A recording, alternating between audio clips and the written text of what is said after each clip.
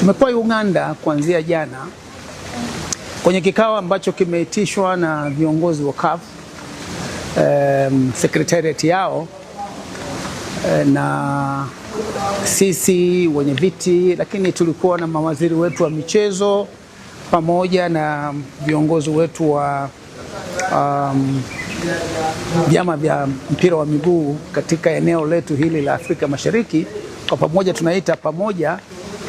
Ilikuwa ni jambo la busara kukutana kwa sababu ilikuwa ni vizuri tuangalie nini kilifanyika wakati wa mashindano yaliyopita ya CHAN, ili tuweze kujifunza yale ambayo tumefanya vizuri tuweze kuyadumisha, na yale ambayo yalikuwa na upungufu tuweze kuyarekebisha.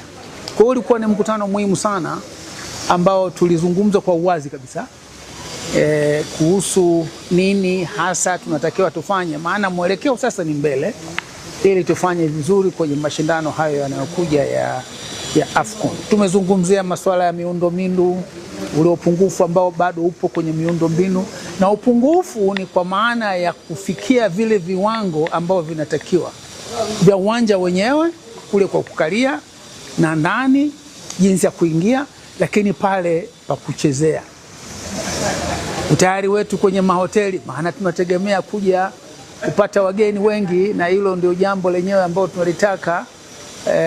Usafiri, watu wetu kama watakuwa tayari kwa haya mashindano. Kwa hiyo ulikuwa ni mkutano mzuri sana sana sana, na mwishowe kwa maelezo mafupi tu tumekubaliana kwamba yale yote ambayo yanatakiwa tuyafanye kwenye nyanja zote za mashindano yafanyike, na kwamba tunataka tutimize vile viwango vya dunia.